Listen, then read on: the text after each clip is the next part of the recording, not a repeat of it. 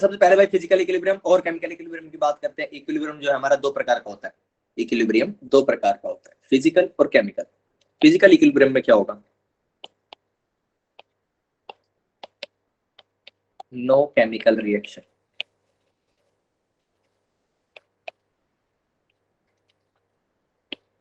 Takes place. Sir समझ नहीं आ रहा है ऐसा क्या होगा यहाँ पे, केमिकल रिएक्शन और केमिकल रिएक्शन। हाँ सर एक कैटलिस्ट की पीडीएफ है ये, अरे उसकी चिंता मत करो, पीपीटी जो है सबकी सेम है, वो अलग अलग नहीं पढ़ाने का तरीका हमारा अलग, पढ़ाने का तरीका अलग है। वहां पे फिजिकल और केमिकल ना 20 मिनट तक पढ़ाया है, तुम देखो तुमको कितनी देर पढ़ाऊंगा। Yes sir. ठीक है, पढ़ाने का तरीका अलग है, पीडीएफ से किसी भी हो, वो मेरे को पता है। तो देखिए no chemical reaction takes place, तो आप लोग कहोगे sir no chemical reaction takes place और इक्विलिब्रियम बोल रहे हो, तो सर ऐसी कौन सी चीज है जिसके अंदर आपका, मैम क्लास में हूँ, क्लास के बाद करता हूँ, कुछ अर्जेंट है। ओके ठीक, ओके, जिसके अंदर आपका रिएक्शन नहीं हो रहा और आप कहोगे सर इक्विलिब्रियम आ रहा है, ऐसी क्या चीज हो सकती है बेटा, फेज ट्रांजिशन जो है ना, फेज ट्रांजिशन यानी सॉलिड का लिक्विड बनना, फेज ट्रांजिशन। केमिकल रिएक्शन का क्या मतलब होता है, टेक्निकली जो मतलब है वो ये है कि आपका जो भी कुछ आपने कंपाउंड उठा रखा है, मॉलिक्यूल उठा रखा है, वो चेंज हो जाएगा, उसके बॉन्ड्स टूट जाएंगे, कुछ नए बॉन्ड्स बनेंगे, नई चीज बन जाएगी। अगर आपने H2O उठाया है, इसका कोई केमिकल रिएक्शन कराया है, तो फिर इससे कुछ नई चीज बनेगी। ठीक है, H2O नहीं बचेगा, ठीक है, H2O नहीं बचेगा। ओके जी, ये मतलब होगा केमिकल रिएक्शन का। तो सर अगर केमिकल रिएक्शन कहीं पे नहीं हो रहा है और इक्विलिब्रियम आ रहा है, उस जगह पे होगा physical equilibrium. For example phase transition, H2O का बच्चों लिक्विड से गैस में बदलना, H2O गैसेस, क्या होगा, शुरू में आप पानी लेके आओगे, ठीक है, पानी लेके आओगे और आप क्लोज कंटेनर ले लो, आप क्लोज कंटेनर लो, अगर ओपन लोगे तो सारा पानी उड़ जाएगा। अगर आप क्लोज कंटेनर लोगे, उसके अंदर आप बॉइलिंग शुरू करो, ठीक है, बॉइलिंग मतलब हीटिंग शुरू करो, उससे थोड़ी देर में टेम्परेचर रेज होकर बॉइलिंग शुरू हो जाएगी। तो शुरू में क्या होगा, आपका पानी ऊपर गैस में जाना शुरू होगा, लेकिन एक टाइम के बाद क्या होगा, क्योंकि आपने कंटेनर बंद कर रखा है ना, ये इक्विलिब्रियम में आ जाएगा, फिर और पानी कन्वर्ट नहीं होएगा गैस में, आपको पानी कम होता नहीं दिखेगा। तो ऐसे केसेस के अंदर बच्चों क्या होगा, फिजिकल इक्विलिब्रियम आ जाएगा। सर पानी H2O लिक्विड से गैस में ही गया है, चेंज नहीं हुआ है सर किसी और कंपाउंड के अंदर, किसी और मॉलिक्यूल के अंदर। Phase transition, dissolution, dissolution, sir एक काम करो, पानी का बीकर लेके आओ, उसके अंदर NaCl डाल दो, फिर सर एक चम्मच लेके आओ, उस चम्मच से इसको स्टिर करना शुरू करो, स्टिर मतलब घुमाना। आप इसके अंदर जब इसको NaCl को घुमाओगे तो मिक्स हो जाएगा, ये तो है कि ये टूट जाएगा Na+ और Cl- में डिसोसिएशन कर लेगा, लेकिन क्या इसने कोई नई चीज बनाई, नहीं। तो सर ये भी कोई केमिकल रिएक्शन नहीं हो रहा, this is a physical process, physical reaction. ठीक है, इस केस के अंदर भी बच्चों क्या होगा, इक्विलिब्रियम आ सकता है। इसमें कैसे इक्विलिब्रियम आएगा, आपने मान लो नमक डाला, ठीक है, उसको आपने मिलाना शुरू किया, वो मिक्स हो गया, फिर आप और नमक के लेकर आपने टाटा नमक की थैली साइड में रखी कि मैं मिलाता जाऊं मिलाता जाऊं। एक टाइम ऐसा आएगा जब आपका NaCl सॉलिड से, इस इक्वेशन को कैसे लिखते हैं, NaCl सॉलिड, ये किस में बदल जाएगा, Na+ aqueous plus Cl- aqueous. इसका मतलब आपका डिसोल्यूशन हो रहा है। ठीक है जी, एक टाइम ऐसा आएगा जब ये डिसोल्यूशन होना बंद हो जाएगा। सबको पता है, ऐसा थोड़ी कि आप 2 किलो नमक ला के 500 ml पानी के अंदर मिक्स कर दो, किसी टाइम तक तो सॉलिड से एक्वस में जाएगा, यानी कि मिक्स होएगा। उसके बाद क्या होगा, इक्विलिब्रियम आ जाएगा, उसके बाद इक्विलिब्रियम आ जाएगा, जितना NaCl पड़ा है उतना ही रहेगा, चाहे कितना ही उसको मिक्स कर लो, जितना Na+Cl- उसके अंदर चला गया उतना ही रहेगा, बढ़ेगा नहीं। ठीक है जी, ये होता है फिजिकल इक्विलिब्रियम। ठीक है, इसके अंदर क्या क्या लिख रखे हैं, dissolution of solid in liquid, solid liquid लगा लो, गैस भी लिक्विड के अंदर मिक्स होती है। जब तुम्हारी पेप्सी खोलते हो तो पेप्सी के अंदर से कार्बन डाइऑक्साइड निकलती है ना, वो उसके अंदर डिसॉल्व होती है। ठीक है, इसके बारे में हम 12वीं कक्षा के अंदर एक चैप्टर पढ़ते हैं सॉल्यूशंस, उसके अंदर आपको बताते हैं कि गैस कैसे मिक्स होती है, किस रेट से मिक्स होती है, क्या उसका कंसंट्रेशन वगैरह सॉल्यूशन के अंदर पढ़ा जाता है। बात सिंपल सी इतनी है कि गैस को भी आप लिक्विड के अंदर मिक्स कर सकते हो। आपका जो कार्बन डाइऑक्साइड आपकी पेप्सी में भरा जाता है, कार्बोनेटेड ड्रिंक्स बोलते हैं इनको, वो इसी चीज का एग्जांपल है कि आपके गैसेस लिक्विड के अंदर मिक्स है। उनके भी एक सैचुरेशन पॉइंट आता है, वहां पे शायद सैचुरेशन बोलते हैं, बट वो होता है इक्विलिब्रियम ही है कि आप एक लिमिट तक की गैस उसके अंदर डाल सकते हो, डिसॉल्व कर सकते हो, उसके बाद गैस उसके अंदर डिसॉल्व नहीं रहेगी, वो उससे बाहर आने लग जाएगी। मान लो आपका NaCl के साथ भी ऐसा है, क्योंकि हमारे जो है इक्विलिब्रियम डायनेमिक चल रहे होते हैं।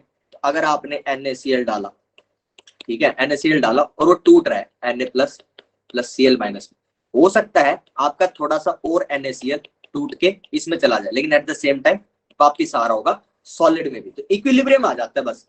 आप और उन्हीं मॉलिक्यूल्स के अंदर किसी मॉलिक्यूल को ले जा सकते हो एक्वस में, लेकिन बदले में एक्वस 2-4 मॉलिक्यूल जितने अंदर घुसाए उतने ही बाहर फेंक देगा, इक्विलिब्रियम चल रहा होता है। चलो जी, ये बात हो गई। कैसे कैसे हो सकते हैं, जल्दी से क्वेश्चन बताओ, ये जल्दी से क्वेश्चन का आंसर बताओ। बता दिया ना किस किस में हो सकता है, फेज ट्रांजिशंस और डिसोल्यूशन। बताओ क्वेश्चन का आंसर बताओ। कई आंसर भी ठीक हो सकते हैं इसके अंदर, मतलब कई ऑप्शंस भी ठीक हो सकते हैं।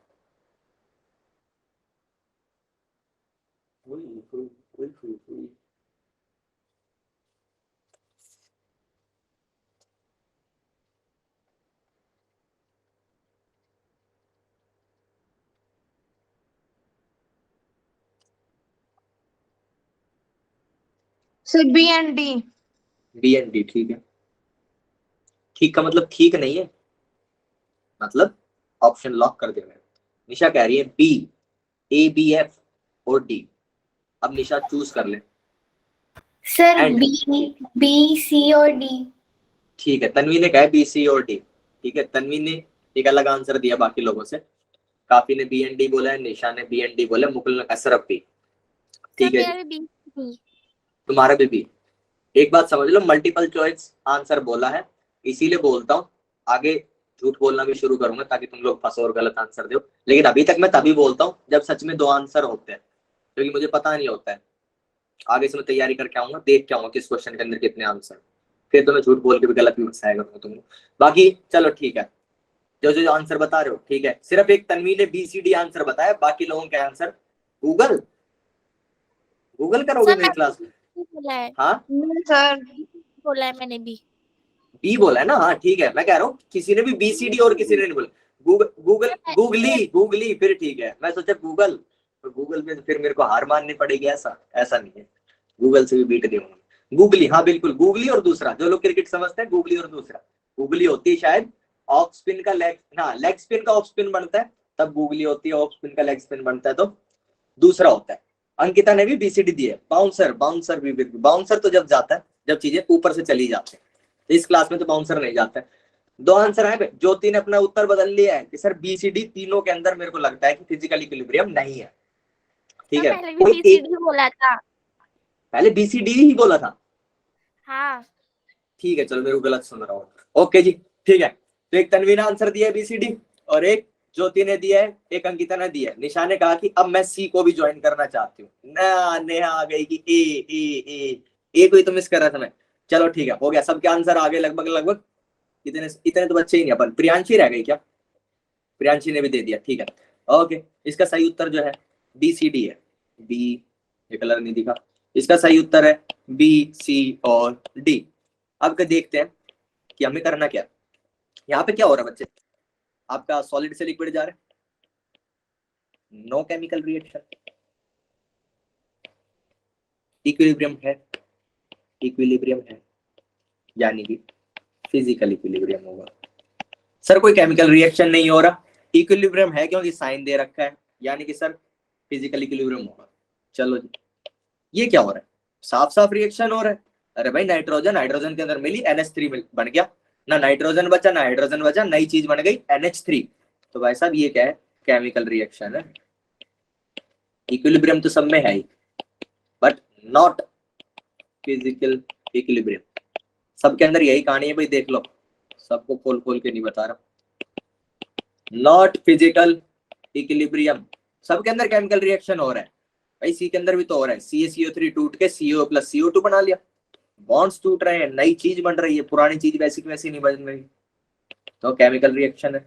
यहाँ पे भी इक्विलिब्रियम है, नॉट फिजिकल इक्विलिब्रियम। क्वेश्चन में क्या पूछा है, not physical equilibrium. Sir question ऐसा क्यों बनाया, किसी को क्या परेशानी थी, ये नोट को हटा के सिर्फ ए आंसर ले लेता। उसको यही परेशानी थी कि आप लोग नोट ना पढ़ो, आप कहो कि रिप्रेजेंट फिजिकल इक्विलिब्रियम, आप इतना सा पढ़ो और ये पक्का किसी प्रीवियस ईयर का क्वेश्चन मिलेगा। क्योंकि प्रीवियस ईयर के अंदर सर ऑफ से लेग इज कॉल्ड गूगली होता है, दादा ने बताया। हाँ ठीक है, मैं भूल गया, मतलब भूल गया, अभी दिमाग लगाया नहीं। हाँ जी, जेई में भी मल्टीपल चॉइस आते हैं। मेंस में नहीं आते, एडवांस में आते हैं। Okay sir. और शायद मेंस ने भी 4-5 क्वेश्चन कर दिए क्योंकि मेंस ने पैटर्न बदला है, मैंने आज तक नहीं पढ़ा, 1.5-2 साल हो गए वो पैटर्न क्या है, तो ज्यादा सारे नहीं आते। मेंस के अंदर मोस्टली क्वेश्चंस अब भी सिंगल चॉइस है, एडवांस के अंदर भी सिंगल चॉइस होते हैं, मल्टीपल चॉइस कुछ कुछ होते हैं। और उसके अंदर पहले एडवांस वाले क्या करते थे कि अगर आपने BCD आंसर है, आपने आंसर दे दिया B और D माइनस, उसके बाद आपने आंसर दे दिया B सिर्फ माइनस। अब उनने क्या किया है कि मान लो BCD 3 आंसर है, इसके टोटल नंबर इनको कितने मिलेंगे, 4 मिलेंगे, तो एक सही आंसर के लिए वो 4/3 आंसर मतलब मार्क्स दे रहे हैं। अब उनने पार्शियल मार्किंग बोलते हैं इसको, ये शुरू कर दिया कि पार्शियल मार्किंग अब देनी शुरू कर दिया। ठीक है, ये हो गया। हाँ तो ये पक्का प्रीवियस ईयर का मिलेगा। उसके अंदर वो पता क्या जाते हैं, एग्जामिनर बहुत चालाक होता है, वो सोचता है क्या पता एक बालक भी अगर नोट ना पढ़ा, सिर्फ रिप्रेजेंट पढ़ा और उसको ए के ऊपर क्या दिखा ये, और मैं सिंगल चॉइस दे रहा हूँ, वो नीचे के ऑप्शन ही नहीं पढ़ने वाला। और अगर उसने ढाई क्वेश्चन को दोबारा पढ़ने वाला, वो चाहता है कि तुम ये गलत करो, तुम ए के ऊपर करके आगे बढ़ जाओगे कि अब कितना आसान क्वेश्चन मिल गया आगे चलो, और ऐसे नुकसान हो जाता है।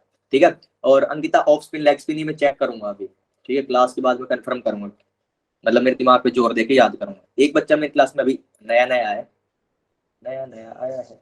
Okay sir. हाँ अभिषी जी आई है। तो बेटा अभी ज्यादा कुछ बात नहीं हुई है, सिर्फ फिजिकल इक्विलिब्रियम बताया। मैंने कहा है इक्विलिब्रियम 2 तरीके के हो सकते हैं, फिजिकल और केमिकल। फिजिकल के अंदर क्या होता है, no chemical reaction takes place. ठीक है जी, ऐसा होता है फिजिकल रिएक्शन के अंदर। सर अगर कोई केमिकल रिएक्शन ही नहीं हो रहा और इक्विलिब्रियम भी है तो इसका कोई एग्जांपल बताओ ताकि समझ में आए, क्योंकि ये झूठी सी बात लग रही है। द फेज ट्रांजिशन यानी कि सॉलिड का लिक्विड में बदलना, ये सब क्या होते हैं, ये फिजिकल रिएक्शंस होते हैं या फिर फिजिकल प्रोसेसेस होते हैं। ठीक है, जब आपका H2O सॉलिड बर्फ से पानी में बदल जाएगा तो ये क्या हो रहा है, आपका एक फिजिकल रिएक्शन हो रहा है। ठीक है जी, इस केस के अंदर जब इक्विलिब्रियम आ जाएगा, कैसे बनाऊं इसका इक्विलिब्रियम,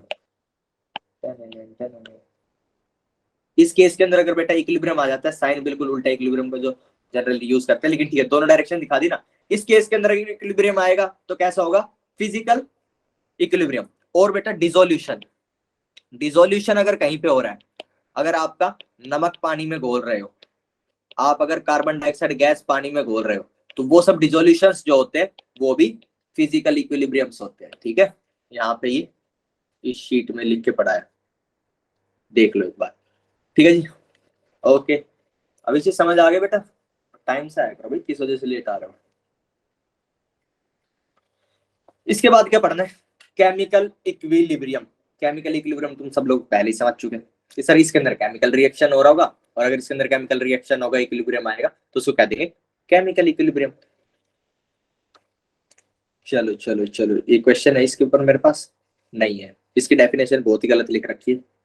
इसकी डेफिनेशन गलत नहीं, मतलब जो भी है कॉम्प्लिकेटेड सी है। Chemical equilibrium, the equilibrium in which chemical reaction is involved। बस बात खत्म, कौन ड्राइविंग फोर्स, कौन फैक्टर्स बैकवर्ड फॉरवर्ड। ठीक है जी, सिंपल सा इतना है। केमिकल इक्विलिब्रियम क्या होता है, वो इक्विलिब्रियम जिसके अंदर केमिकल रिएक्शंस इन्वॉल्व हो, यानी केमिकल रिएक्शंस के अंदर जब इक्विलिब्रियम आएगा तो वो केमिकल इक्विलिब्रियम कहलाएगा। कोई शक है किसी को इस बात में, कुछ शक की गुंजाइश है? ठीक है, अभिषेक बेटा एक बार रिस्पांस देके बता दो कि क्या हम लोग साथ हैं इस क्लास में, समझ आ गया, लेट आने को जिसको छूट तो नहीं रहा।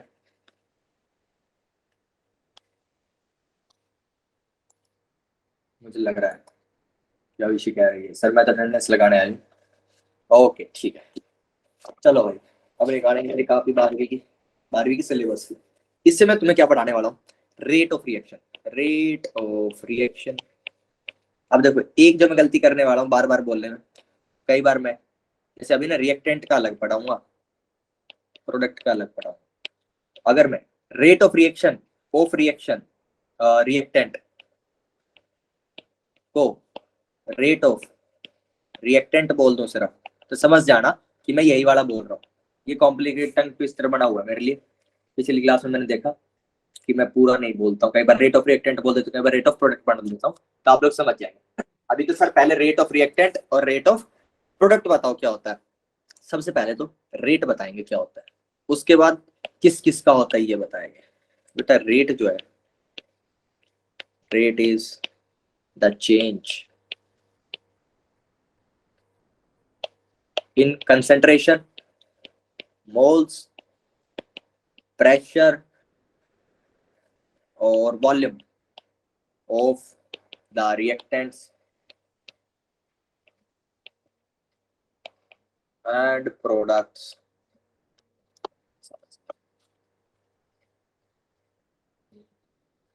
Hello hello hello hello.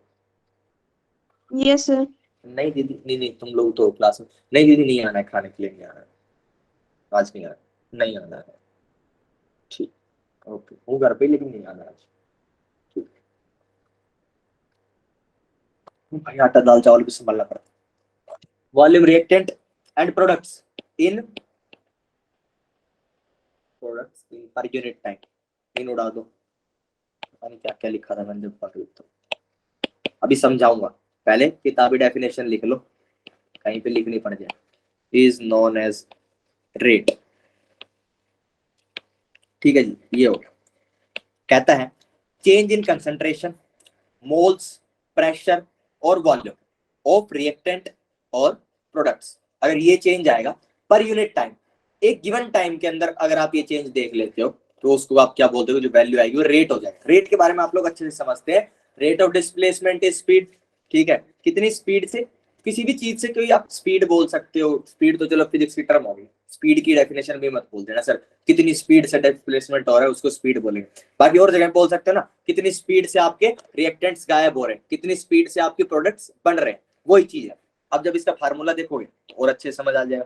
Formula जो है वैसा, अब देखो दो चीजों के लिए पहले कैलकुलेट करेंगे, कैलकुलेशन करते हैं।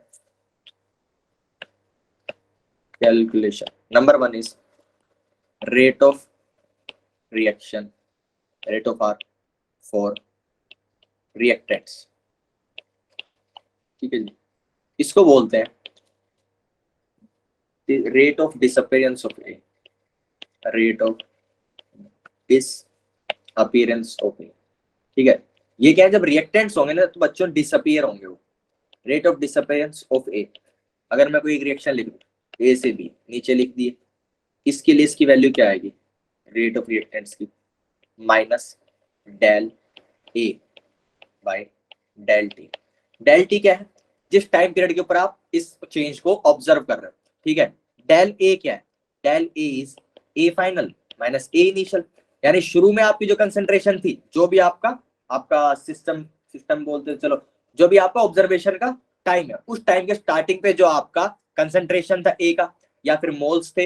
अच्छा, ये सर सबके टर्म्स में लिखेंगे तो अलग अलग आएगा सर, मोल्स अलग लेवल पे चेंज हो रहे होंगे, कंसंट्रेशन अलग लेवल पे आएंगे, बिल्कुल आएंगे, लेकिन आप रेट को किसी भी टर्म्स में रिपोर्ट कर सकते हो। आप कंसंट्रेशन में भी कर सकते हो कि 5 मोलार पर सेकंड की स्पीड से रेट चल रहा है।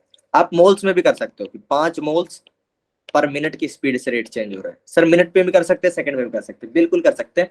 क्वेश्चन टू क्वेश्चन डिपेंड करता है, आपसे जैसा पूछ रखा है वैसे में कर दो, अदरवाइज आप अपनी कैलकुलेशंस कैसे भी रखो, यूनिट कन्वर्जन हमको आता ही है।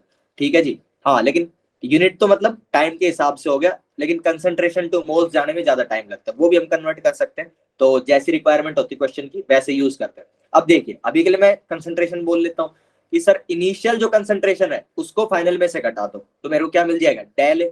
अब बच्चों अगर मेरा रिएक्टेंट्स के लिए मैं डेल लिख रहा हूं ना, तो इसकी वैल्यू पक्का नेगेटिव आएगी, क्योंकि रिएक्टेंट्स तो डिसअपियर हो रहे हैं, थोड़ी देर बाद खत्म हो जाएंगे। ठीक है, खत्म होंगे या कम हो जाएंगे, तो इसकी वैल्यू बेटा नेगेटिव आएगी। और रेट हमें कैसा देना होता है, हमेशा पॉजिटिव देना होता है। इसलिए इसके फॉर्मूले के अंदर आगे क्या कर दिया, एक माइनस लगा दिया, एक माइनस लगा दिया। ठीक है, तो ये माइनस का रीजन है। जब रेट ऑफ रिएक्टेंट्स लिख रहे होगे तो उस टाइप के ऊपर एक माइनस लगाओगे डेल्टा के सामने। अभी जब प्रोडक्ट का दिखाऊंगा उसके अंदर कोई माइनस नहीं लगाता। कोई शक, कोई शंका? No sir. ठीक है, चलो, तो फिर rate of reaction for products, ये भी कर लो भाई साहब। ये क्या हो जाएगा, rate of formation of products, यहाँ पे रिएक्टेंट्स जरूरी थोड़ी हर बार ए ही हो, इन जनरल लिख रहे हैं तो रिएक्टेंट्स, ठीक है। यहाँ पे डेल ए से समझ जाना, कॉपी में लिखोगे तो हमेशा तुम्हें याद हो जाएगा थोड़ा टाइम में। डेल ए इसलिए लिखा था क्योंकि ए से बी रिएक्शन दिखा रहा था, ठीक है। तो वहां पे रिएक्टेंट कौन था? ए था। अगर ए प्लस सी से डी बन रहा होगा तो रेट ऑफ ए लिखा जाएगा पहले minus del A divided by del T. उसके बाद क्या लिखूंगा? रेट ऑफ सी लिखूंगा minus del C by del T. जितने का भी लिखना हो ये तरीका है, ये लिखने का तरीका है, ठीक है जी। ये हो गया। प्रोडक्ट स्केल क्या आएगा? प्रोडक्ट स्केल हो जाएगा बच्चों, ए से बी बना रहा हूँ ना, प्रोडक्ट के लिए हो जाएगा del of B divided by del of T. ये बात अगर समझ में आ गई है तो क्वेश्चन करेंगे। क्वेश्चन क्या है?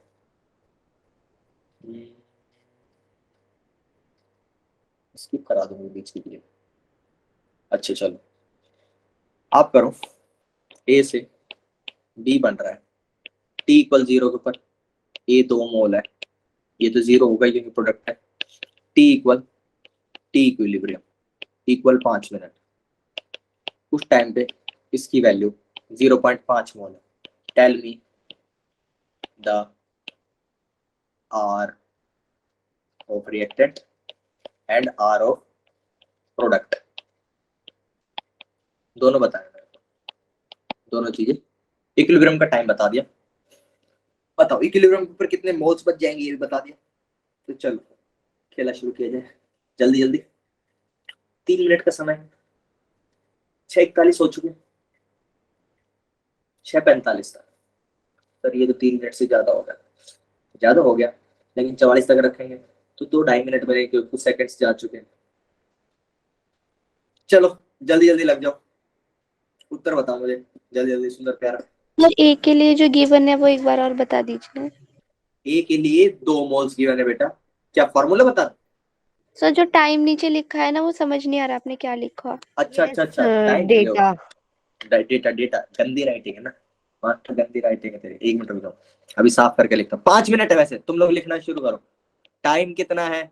सीधा सीधा ले लो, time equilibrium equal 5 minute. Moles कितने इक्विलिब्रियम के टाइम पे? 0.5 मोल ए के है, बी के नहीं बताए, अपने आप निकाल लेना। ए के स्टार्टिंग में 2 मोल्स है, 2 मोल्स बोल बोल के बता दिया, ठीक है। और टाइम बढ़ा दिया 6:46 तक क्योंकि राइटिंग खराब थी, मेरी गलती है। सर इक्विलिब्रियम के टाइम पर 0.5 मोल था या 2 मोल था? इक्विलिब्रियम के टाइम पे 0.5, 2 मोल शुरू में थे, ओके सर। ठीक है। शुरू में t इक्वल 0 पे 2 थे।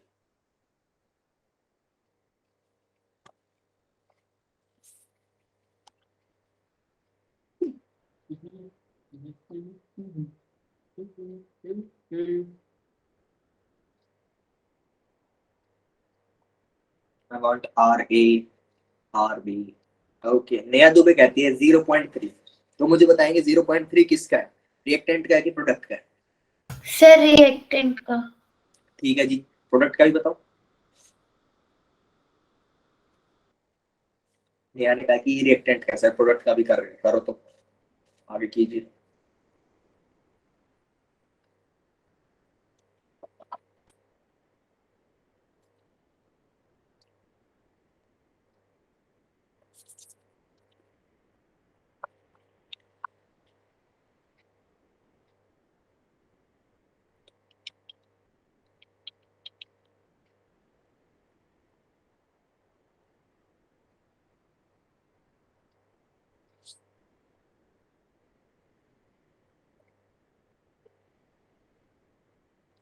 नेहा ने कहा सर रिएक्टेंट जो है 0.1, सॉरी प्रोडक्ट 0.1 मोल। अच्छा तुम लोग वो भी लिखो, यूनिट और लिखो, यूनिट क्या है? ऐसे थोड़ी पूरा आंसर ले। प्रोडक्ट, ठीक है समझ गया। 0.1 प्रोडक्ट का बताया, यूनिट और बताओ ने, क्या यूनिट में रिपोर्ट किया आपने? मुकुल भी मेरे को यूनिट बताएंगे और तन्वी भी बताएंगे क्या यूनिट में बताया। Moles per second. Very good, गलत।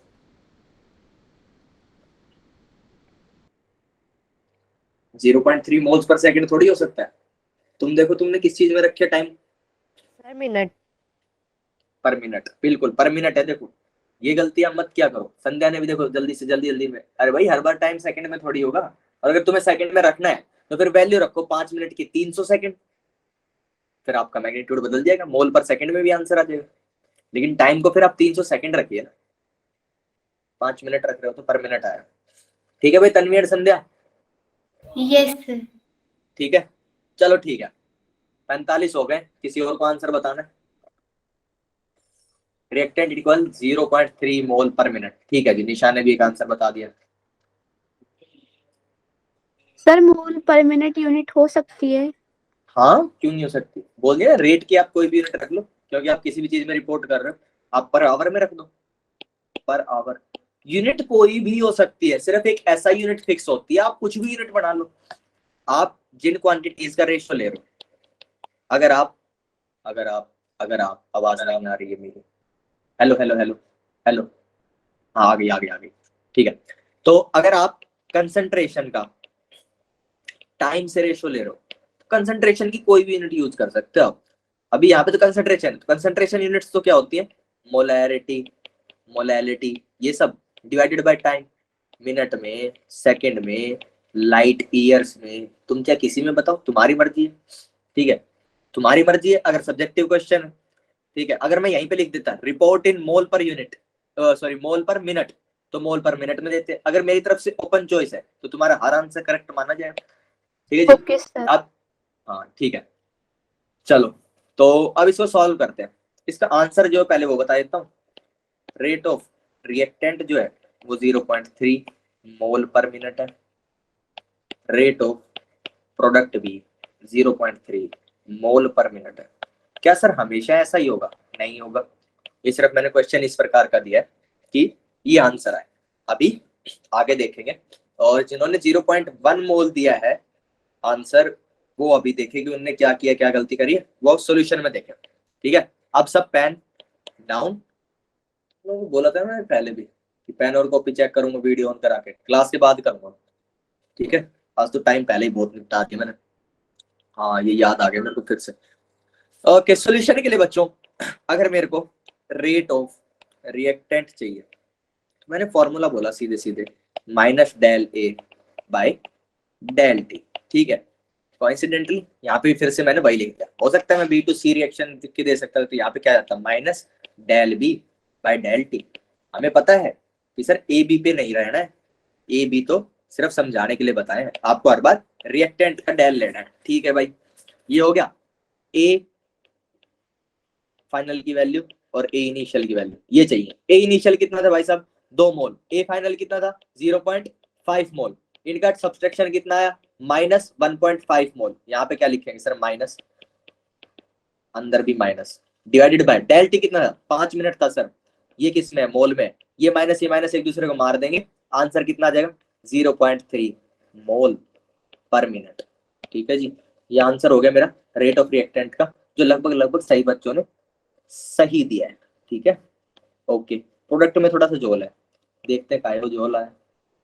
वो झोल पर्पल कलर कौन सा कलर दिखेगा, ये कलर दिखता है। चलिए देखिए, रेट ऑफ रिएक्टेंट हो गया, रेट ऑफ प्रोडक्ट कुछ नहीं दिख रहा है, कलर पीले से ही दिखाते हैं। रेट ऑफ प्रोडक्ट जो है वो हो जाएगा बच्चों del B divided by del T. Del B divided by del T क्या हो जाएगा मेरा, वो हो जाएगा, अब देखो बी की फाइनल वैल्यू क्या होएगी, आपका 0 मोल शुरू में चला था, अगर 1 मोल ए का खर्च होता है तो हमारा 1 मोल बी का बनेगा, क्योंकि कोफिशिएंट्स दोनों के सेम है। ठीक है, एक ही का। तो अगर मेरा 1.5 मोल, तुम लोगों ने पता क्या गलती करी है, मैं समझ गया। तुमने कहा कि अगर ए 0.5 मोल बचा है तो बी भी उतना ही बना होगा। अरे नहीं भाई, ए जो है 1.5 मोल खर्च हो गया, तो बी कितना बन गया होगा, बी बन गया होगा 1.5 मोल, क्योंकि इसका इतना ही तो खर्च किया आपने, ए का जितना खर्च किया उतना ही बी बनेगा, क्योंकि कोफिशिएंट सेम है। चलो, तो ये कितना बन गया भाई साहब, 1.5 मोल। तो आंसर वैसा ही आ जाएगा, इसके अंदर डेल बी की वैल्यू आएगी 1.5 डिवाइडेड बाय 5। ये प्लस में होती है, पहले से इसके बार को माइनस नहीं लगाना पड़ता, और इसका आंसर आ जाएगा 0.3 मोल पर मिनट। सेकंड आंसर भी हो गया। 0.1 बताने वाले लोग बताएं कि क्या उन्हें समझ में आया कि उन्हें जल्दबाजी में क्या गलती करी। उनने बी के फाइनल मोल्स गलत निकाल लिए। सर डेल बी क्या है? Change in B, change in B, जहां भी डेल लिखा होगा चेंज इन बी। जिस भी चीज के सामने डेल लिखा होता है, डेल का मतलब क्या है भाई साहब? Change in. ठीक है जी। और यहाँ ने -0.1 भी उत्तर दिया। पहले तो 0.1 गलत दिया, उसके बाद रेट को माइनस में भी बताया। रेट कभी भी माइनस में नहीं होगा। ठीक है, अब बताओ सबके क्लियर है? Yes sir. ठीक है। Yes sir. किसी को अब भी ऐसा हो जिसका गलत आंसर था और समझ ना आए तो मेरे को बता देना। अब एक और क्वेश्चन करो। क्वेश्चन है, ये वाला भूल गया जो पिछले में करा। हाँ आ गया। N2 + H2 reversible reaction 2NH3। गलती को ठीक कर दो, अभी अभी ध्यान आ गया, साइन गलत दे रखा है। तुम लोग ग्रेस मार्क्स मान सकते थे सर, इसमें तो इक्विलिब्रियम ही नहीं है, लेकिन तुम भी तैनात नहीं थे। ये हो गया। 3H2 लगते हैं इसके अंदर बच्चों। इसके ना मैंने 10 मोल दिए, और इसके 10 दूंगा तो इसके 30 दूंगा। समय वही 5 मिनट है। मैं क्या दूंगा? 5 मोल इसके। अगर इसके 5 बचे हैं, रिमेनिंग है भाई, देख लो रिमेनिंग मोल्स एट इक्विलिब्रियम, ये रिमेनिंग वाले हैं। ठीक है जी। 5 इसके हैं, अगर इसके 5 है तो इसके कितने बचने चाहिए? ये आधा हो गया तो 15। ठीक है। Tell me the rate of reaction. Sir reactant का बताना है कि रिएक्शन का? मतलब नहीं, मुझे रिएक्शन का चाहिए, रिएक्टेंट और प्रोडक्ट का नहीं चाहिए। वो भी बता देना, बढ़िया बात है, लेकिन अभी मुझे किसका चाहिए? रेट ऑफ रिएक्शन चाहिए। सब लोग अपने दिमाग पे घोड़े दौड़ाएंगे, मुझे पता है किसी से भी नहीं होना, क्योंकि मैंने बताया नहीं है। लेकिन पहले तीनों की तो निकालो अलग अलग, फिर देखते हैं, फिर बताऊंगा। हाँ जी बोलो। हाँ जल्दी बोलो, बोल तो जल्दी, कितनी देर का काम? ठीक है, ओके, ठीक है ठीक है। सर फिर ऐड कर देंगे? तुम नहीं पता लगा पाओगे क्या करना है, वो तो छोड़ो, तुम करो अभी, पहले करना शुरू करो। इसके लिए मैं तुम्हें पूरे 5 मिनट दे रहा हूँ, क्योंकि 3 कैलकुलेशन करनी है ना। जो करना है अब कोई तुक्के से ही कर जाए, या फिर जिसके अंदर बहुत ज्यादा दिमाग, किसी का दिमाग तो तुम्हारे अंदर सब में बढ़िया है, मतलब पढ़ते हो। रेट ऑफ नाइट्रोजन 1 मोल पर मिनट, ठीक है। लेकिन ये जो तुक्के से चमक जाए तो चमक जाए, जो सही तरीका है वो तो शायद ही किसी को चमकेगा, वो मैं चमकाऊंगा। इससे पहले तो तुम्हें ये चमकेगा कि पिछले क्वेश्चन के अंदर तुम्हें प्रोडक्ट और रिएक्टेंट का रेट सेम मिला, इसके अंदर सेम नहीं मिलेगा, इसके अंदर तीनों के अलग अलग रेट्स मिलेंगे। फिर तुम्हारे पास क्वेश्चन ये होगा कि मैं रेट ऑफ रिएक्शन में कौन सा रेट बताऊं, क्या मैं इन तीनों का ऐड करके एवरेज ले दूं? तो बताएंगे क्या बताना है।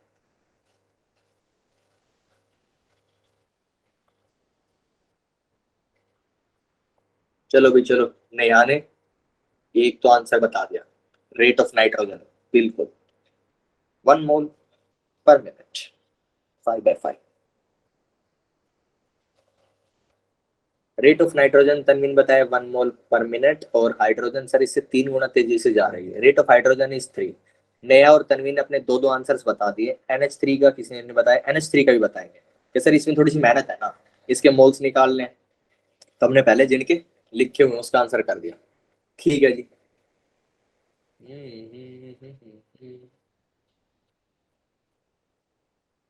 चलो चलो चलो, जल्दी करो, तीनों निकालो, फिर इस बात पे सोचना कि रेट ऑफ रिएक्शन कहां से निकालें। 5 मिनट तीनों काम के लिए दिए, रिएक्टेंट के, प्रोडक्ट के और रिएक्शन। मुकुल ने कहा नाइट्रोजन का 1 मोल पर मिनट, ठीक है।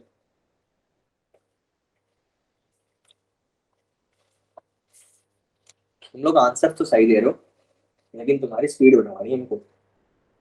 ये आंसर्स इतनी देर के नहीं है, 5/5 करके सीधा एक उत्तर देना शुरू कर दो। मतलब अभी तो चलो, अभी भी फॉर्मूला है, लेकिन इतनी प्रैक्टिस करो कि जल्दी जल्दी आंसर आए। नेहा कह रही है 0.8 मोल पर मिनट NH3 का हो जाएगा। NH3 कितना बनेगा? ट्वाइस ऑफ N2 डिसअपीयरेंस, 5 दूनी 10/5। गलत है नियम? गलत है। अमोनिया का गलत बताए भैया। 2NH3 इज 2 मोल पर मिनट। ठीक है, बाकी तन्वी 2NH3 लिखने की जरूरत नहीं है, NH3 का रेट है वो। आपने 3H2 तो नहीं लिखा। अच्छा 3H2 भी लिखा है, ठीक है। 3H2 नहीं लिखना होता है, आपको सिर्फ बताना होता है कौन सा मॉलिक्यूल है। ठीक है जी, चलो निशान का 8/5। 8 क्यों बना रहे तुम इसके? 8 टाइप के आंसर क्यों मिल रहा है? चलो देखेंगे क्यों मिल रहा है। 2 मिनट हो रहे हैं अभी तो। रेट ऑफ रिएक्शन पे सोचना शुरू करें। संध्या ने आंसर दे दिया 3 मोल पर मिनट हाइड्रोजन का। ठीक है जी, जिनके तीनों हो गए हैं वो ये सोचे कि रेट ऑफ रिएक्शन कैसे निकाल। एक हिंट देता हूं, रेट ऑफ रिएक्शन जो है वो आपका रिएक्टेंट से भी कैलकुलेट कर सकते हैं, प्रोडक्ट से भी कैलकुलेट कर सकते हैं। यानी रेट ऑफ रिएक्टेंट जो आया उससे आप रेट ऑफ रिएक्शन भी निकाल सकते हो, रेट ऑफ प्रोडक्ट से भी आप रेट ऑफ रिएक्शन निकाल सकते हो। ठीक है, यानी रेट ऑफ रिएक्शन दोनों चीजों से आ सकता है। तो मैं इन रेट्स के अंदर क्या करूं कि सेम आंसर आ जाए। यानी कि जिनके तीनों हो गए उनके लिए ये बातें बता रहा हूं कि मैंने N2 का 1 मोल पर मिनट लेके आया, H2 का निकाला 3 मोल पर मिनट, और NH3 का क्या निकाला 2 मोल पर मिनट। जरा सोचो कि इनके साथ ऐसा क्या कर सकते हैं, क्या रिलेशन है इन लोगों के बीच में जो इस पे अप्लाई किया जाए तो एक सिंगल आंसर आ जाए, तीनों से सेम चीज है।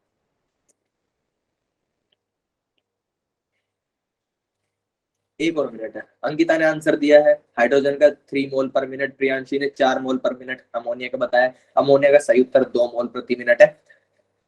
ओके, तो जो लोग 0.8 बताएं, 8 बताएं, अंकिता ने नाइट्रोजन का 1 मोल पर मिनट बताया, ये भी सही है। मीन और मीडियन वो तो मुझे ही नहीं आते, मैथ है वो तो, not at all. Mean median नहीं निकाल सकते, इनका मीन मीडियन निकालेंगे तो सर सेम आंसर आ जाएगा। पता नहीं यार, मेरे को मीन मीडियन ही नहीं आता। मीन तो आता है, मीन कर सकते हो। हाँ ठीक है भाई, एक निशा की पास मीन क्या होता है, एवरेज हो जाएगा सर। एवरेज कर दोगे सर इन तीनों से एक आंसर आ जाएगा, लेकिन एवरेज नहीं करना। ठीक है जी, मीडियन भी नहीं करना। इनका मीडियन क्या हो जाएगा 1323, मीडियन भी नहीं करना। नो बड़े चमत्कारी सच में। ऐड या मल्टीप्लाई। ऐड या मल्टीप्लाई, डिवाइड या मल्टीप्लाई बोलना, ये बहुत सही है। किस चीज से डिवाइड करोगे इसको? सोचो सोचो, किससे डिवाइड करें?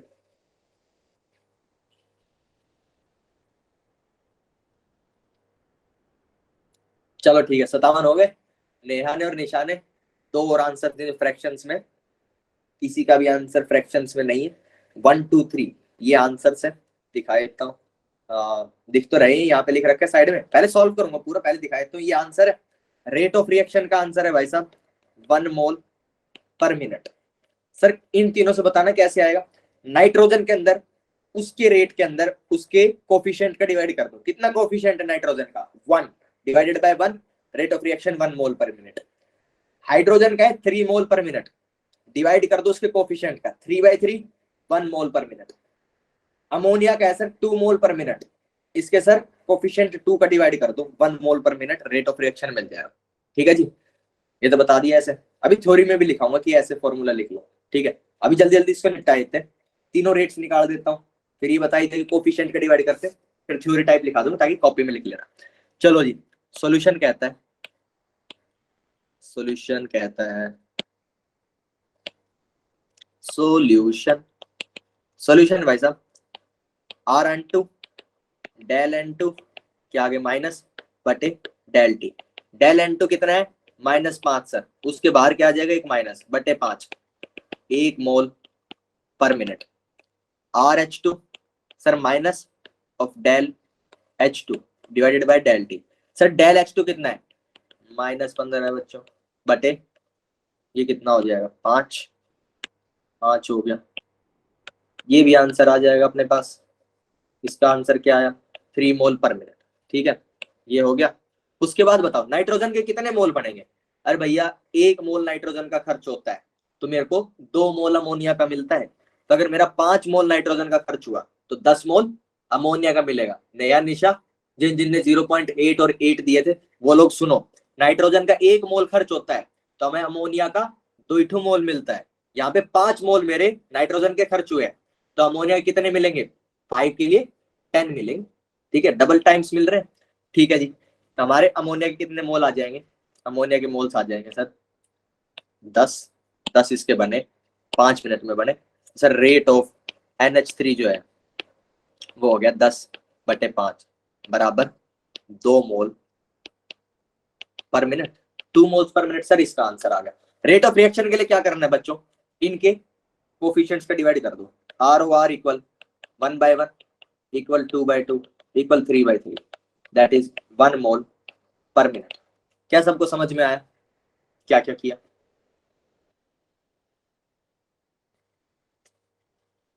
Yes, okay. बोलो भाई, किसी को डाउट है तो। सर रेट ऑफ रिएक्शन कैसे निकाला? रेट ऑफ रिएक्शन क्या किया बेटे, ये देखो, पहले याद कर लो किस चीज का रेट क्या आया था। पूरा पूरा क्वेश्चन याद रख लो। रेट ऑफ, क्योंकि यहाँ पे करके दिखा रहा हूँ ना, ऊपर कर दी शीट। इसका कितना था बेटे? 1 मोल प्रति मिनट। ठीक है जी। इसका कितना था? H2 का कितना था?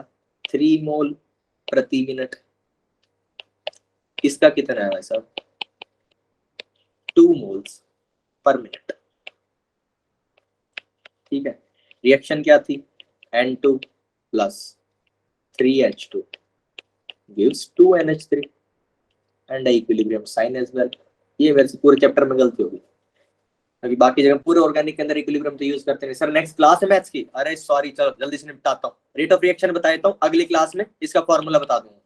तुम लोग ना डिस्क्लेमर दे दिया करो हमेशा कि अगली क्लास है तुम्हारे साथ ये सीन होता है। ठीक है, रेट ऑफ रिएक्शन के लिए क्या करना है नया बेटे? जिनको समझ में आ गया ना वो लोग लीव कर जाओ, यहीं पे यही खत्म करके कर रहा हूँ। नेक्स्ट क्लास मैथ्स की ज्वाइन करो। जो एक बार ये बता रहा हूँ बेटा, रेट ऑफ रिएक्शन कैसे आया? आप क्या करो, RN2 में कोफिशिएंट ऑफ N2 को डिवाइड कर दो, या फिर RH2 में बेटे कोफिशिएंट ऑफ H2 का डिवाइड कर दो। ठीक है, या फिर आप RNH3 में जिसका रेट है उसी के कोफिशिएंट का डिवाइड कर दो, बस। Okay sir. रेट एंड समझ गए ना, 1/1 2/2 और 3/3 ऐसा कुछ है। ठीक है, चलो भाई लीव कर जाओ, जो चीजें बताइए कर देना। तुम्हारे मैसेज में पढ़ूंगा 12 बजे के बाद, and I will solve everything. Bye bye, tata, take care. Bye, sir. Okay,